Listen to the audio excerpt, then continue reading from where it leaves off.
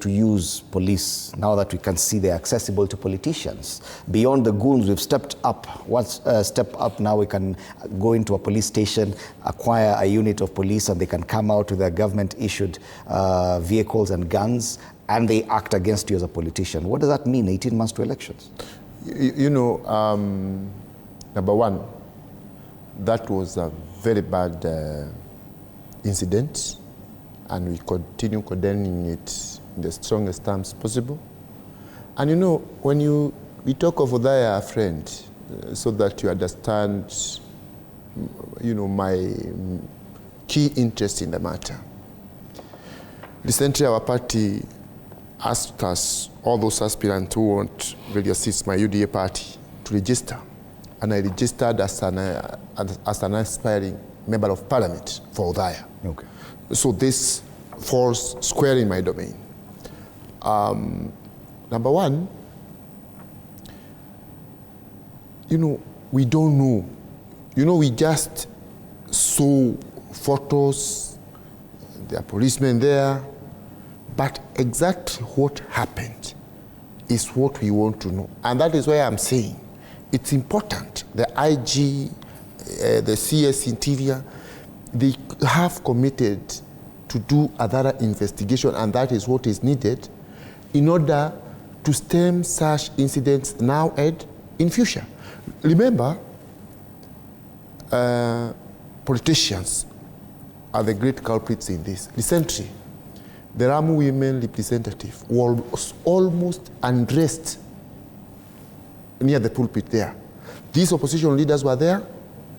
They never uttered a word condemning what was done to the Ramu women representative. And she was just expressing her point. And it shows the extent to which politicians have gone. But Kiruga Thuku, Kenyans do not care about politicians. We do not expect any good behavior from politicians. We've known politicians for their bad behavior. That is okay.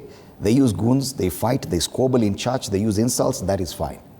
But it is a use of police by either side of the political divide in settling political scores that we are concerned about. Yeah, and it also would concern me. But I'm riding on the commitment by the CS and the Inspector General that this thing will be investigated. But let me remind you something. Recently, some of these opposition leaders in our area, because we have to find a curative, approach to this whole situation. One of the key politicians from our area went into one of our binocular stations, which is widely watched by people in our region. He said these people who are following William Ruto from this region, when they come, jeer them, make noise at them, chase them away.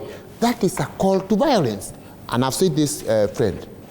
I've said I'm writing a petition to 4 senior clergy in our area, namely Archbishop Anthony Muheria, Bishop Gerard Mureithi, Bishop Kamau Maina, and the PCA moderator Patrick Thegu, explaining to them and providing them with evidence that indeed most of the violence we are seeing in the central Kenya region, it's coming from some of these politicians. And a friend, allow me to say, yesterday... You're still diverting from my question. No, I'm coming back to it. Yesterday, I have a foundation in that area. I work very closely. You understand there were a lot of children in that church on Sunday. So yesterday, because these children have to heal, I went to the 3 schools that were mostly affected by those chaos. I'm telling you, we are even putting the security officials in such a bad predicament. I called them to give me, to accompany me so that I am not accused of of doing anything sinister. They were afraid of coming because they don't want again to be caught in those crosshairs. So the thing is this, friend. The security officials, and as I agree with you, if there was any interference, that we say it's the police force is supposed to be very, very independent. Do you believe in the independence? Of course I do. And what we want to see, friend, if this has to stop, we must, even if it is 3-4 days, because I think at times we want things to be done in so much haste. Then 3-4 weeks from now, we get back to the same problem. So that's why I'm saying, let's give the police, seeing policemen there, and if you look at those clips very keenly, you will see some stones coming from the opposite direction and landing at where they were standing. So instead of this accusation and counter-accusation, even from us lay people, and who were not there, who don't know exactly what happened, the best thing is to have a thorough investigation. But what I've said, and what we have said even as a leader from Othaya, these games, because it seems they are being played from elsewhere, they must stop. We must stop endangering our children. And also, I think some of these politicians need to tell us, you go here, there is chaos. You go there, there is chaos. Why? And why are we not seeing chaos in Kalonzo's meetings, in Matiang'i's meetings, in the other opposition leaders' meetings? Why is it only one opposition leader where we are only seeing chaos in every meeting? Right. That also need to be investigated. When I lie, the front page of the Daily Nation has actually listed the people who should take accountability. And these are the police bosses, the IG of police.